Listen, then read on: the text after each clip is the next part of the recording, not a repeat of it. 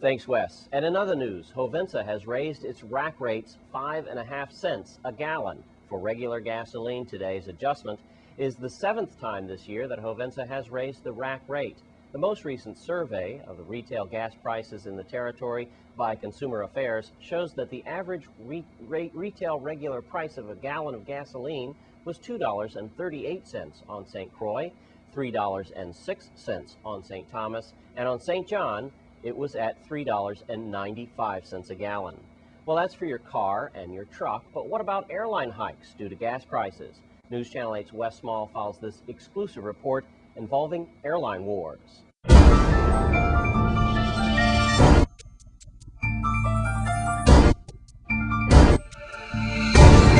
From H&H Aviation, I'm here now with Rocky Hughes, aviator for some time here, and we're here nearby Henry Rolson Airport, and he has a story to tell you about airport monopoly wars is the best way to really put it. And this has been ongoing now for over a decade, Rocky, but now it's finally come to a head.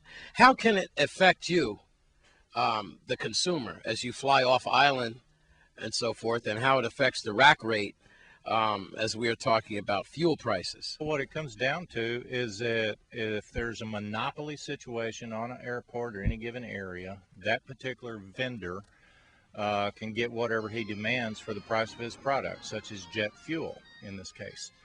All right, as long as there were 2 or 3 of us on the airport that did sell fuel to the airlines, the prices were close to reasonable. Now that all of the competition has been eliminated, and I believe with a conspiracy of the Port Authority and Bill Bulky, now Bulky has entire control of the whole airport again, and he can elevate his prices, which will directly be reflected on the airline price tickets. Now let's keep the public updated. You might remember that it was about 2 days ago you were in federal court. Who was the judge? I don't remember the judge's name. Okay. And the decision, you lost that decision then? The decision went to Bulky? Right. The decision went to Bulky in the airport that we had to vacate the airport facility in 30 days. And that put effectively 5 people out of work and on the street, and it will shut us down, and it gave Bulky the monopoly and control of the airport again. That due to you and your company? Well, our company will fold. We'll keep it in open in name only, and we'll get back to repairing just communications and navigation equipment. But the 5 employees we had, they're pretty much on the street. We can give them good references and referrals. Do you predict that airline prices will be going up then to get back and forth on the islands? Not only will the prices be going up, but they are going to diminish, and so will the passengers that are coming in. The reason for that is once the prices of fuel goes up, then that price of that ticket is brought on to the airline, and then that's charged to the customer. So once the prices get so high, then the customer simply won't come here. What can we do? There's people watching tonight that are very upset about this. We don't need this to happen. How can people, what can they do? Should they contact the Port Authority? Should they contact the senators or Public Finance Commission? What should they do? All of the above, including the tourism, and get some support there. We are a FAA operated and approved airport here on St. Croix or at Henry Rolson. All right, that means we accept federal funds for improvements on this airport. Okay, in the part of the rules to comply and receive federal money is you have to promote competition. In this case, our airport is not promoting competition. They're protecting an exclusive operator and maintaining a monopoly on this airport. There you have it. That's an exclusive report from H&H Avionics, Mr. Rocky Hughes. Now we will contact Mr. Bulky. And although Bill Bulky Sr. is off island, we have Junior here, Bill Bulky Jr., who is an avionics expert as well, a pilot.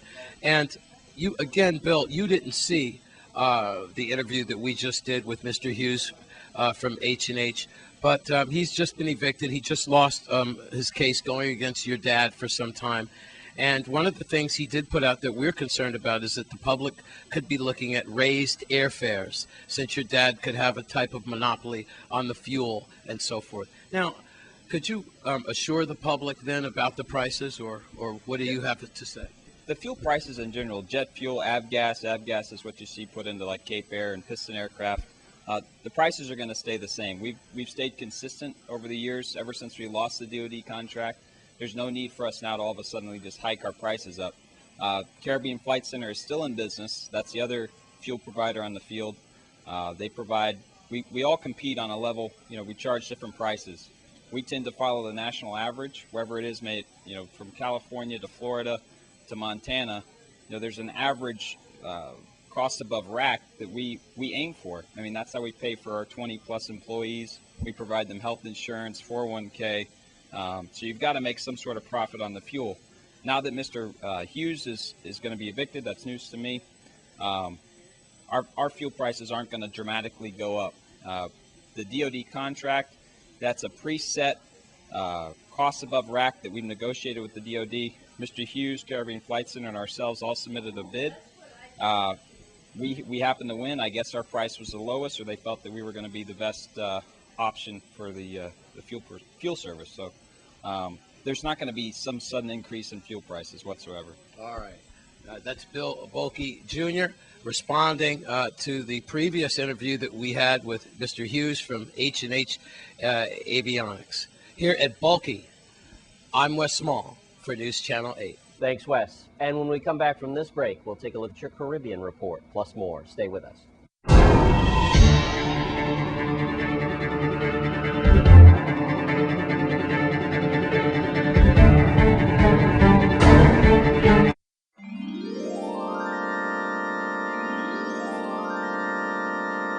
Let's take a look at your Caribbean report.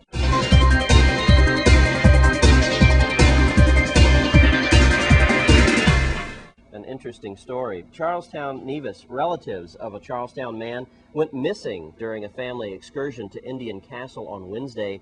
They can now be satisfied that some closure can be brought to the case. Searchers coordinated by the Nevis Disaster Management Chief Lester Blackett today located body parts identified as those of Brian Mills in the stomach of a 10-foot bull shark found floating in the Indian Castle Bay. Information gathered indicated that the shark was spotted around 7:30 a.m. by a local resident as he looked down from Round Hill. Other searchers were immediately alerted. Mills went missing on Wednesday following a visit to a beach with his wife and 2 children. Reportedly, Mr. Mills was an excellent swimmer and apparently encountered some difficulties and disappeared, it is reported, due to a riptide or undercurrent.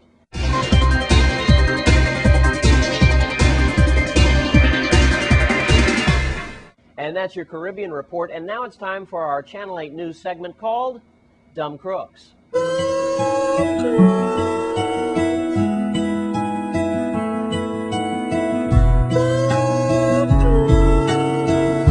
Today's Dumb Crook Award goes to Eugenie Castillo, who lives in Content on St. Thomas. Eugenie bit her boyfriend several times, then tried to stab him several times, and then she hit him over the head with a frying pan.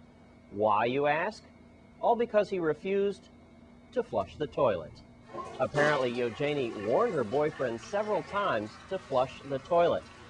Oh, by the way, Eugenie is from the Dominican Republic, and she's here illegally. And a word to the wise for you men out there, don't forget to flush.